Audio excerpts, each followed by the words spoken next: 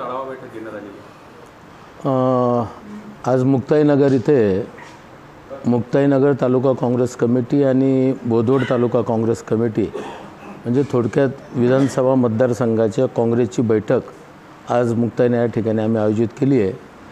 मी जळगाव जिल्हा काँग्रेस कमिटीचा अध्यक्ष प्रदीप पवार आणि आज या ठिकाणी महाराष्ट्र प्रदेश काँग्रेस कमिटीने जळगाव जिल्ह्यासाठी नियुक्त केलेले आदरणीय मान्य शामभाऊ उमाळकर यांनी आज या ठिकाणी काँग्रेस पक्षाच्या संघटनात्मक आढावा घेतलेला आहे।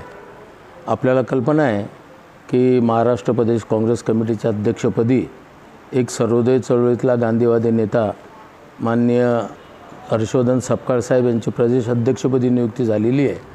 ते यापूर्वी बुलढाणा जिल्हा परिषदचे अध्यक्ष होते, 5 वर्ष आमदारी होते आणि आमचे नेते माननीय राहुलजी गांधी आणि अखिल भारतीय काँग्रेस कमिटीचे अध्यक्ष खरगे साहेबांनी त्यांच्यावर ही जबाबदारी सोपवल्यानंतर त्यांनी महाराष्ट्रामधल्या सिनियर काही नेत्यांना बोलावून त्यांची प्रत्येक जिल्ह्यावर निरीक्षक म्हणून नियुक्ती केली आहे आणि त्याचाच एक भाग म्हणून आज शामभाऊ उमाळकर जे आमचे प्रदेश काँग्रेसचे उपाध्यक्ष आहेत, आमचे वरिष्ठ नेते आहेत, संघटनेमध्ये गेले 30-40 वर्षापासून ते काम करत आहेत।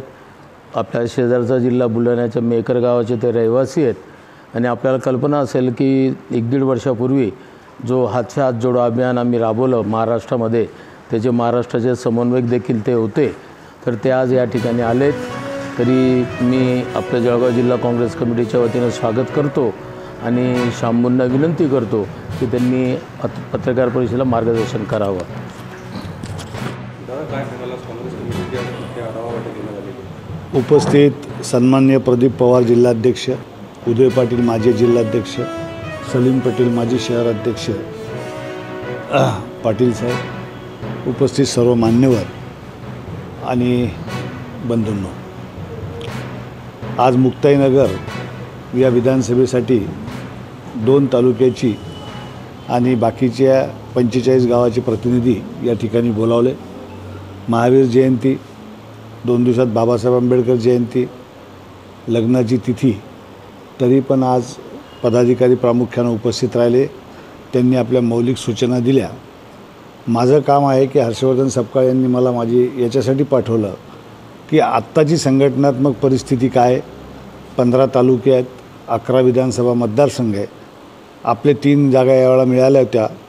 तर या परिस्थितीमध्ये आपल्या कार्यकर्त्यांचं मनोबल काय आहे, त्यांना काय बदल पाहिजे, त्यांना कोणाला पदाधिकारी म्हणून काम करण्याची इच्छा आहे, काही जुने लोक गेलेत का, गेले असतील तर जागा रिकाम्या भरल्यात का, यूथ काँग्रेस, NSY, सेवादल, महिला काँग्रेस आपल्या फ्रंटल ऑर्गनायझेशन काय करतात, जे जिल्हा परिषदचे मेंबर होते, जे नगर परिषदचे मेंबर होते किंवा जे विधानसभेचे उमेदवार होते, खासदारकीचे उमेदवार होते, मागच्या काळामध्ये त्यांनी पदं भूषवलेली आहे, या सर्वांना एकत्रित करून याचा एक आढावा प्रदेशला द्या, जेणेकरून नवीन कामकाज करत असताना कोणावर जबाबदारी टाकायची, कोणाचा बदल करायचा, कोणांना कायम ठेवायचे, याबद्दल आपल्याला सविस्तर चर्चा करण्यात येईल।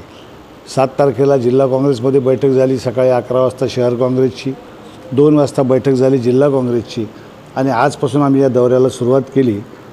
15 तारखेपर्यंत संपूर्ण जिल्ह्यामध्ये फिरून आम्ही हा अहवाल पक्षश्रेष्ठींना देऊ आणि या माध्यमातून काँग्रेसचं सक्षमीकरण करून काँग्रेस मजबूत करण्यासाठी आमचे प्रयत्न राहतील। या सगळ्यांचा सहभाग घेऊ आम्ही।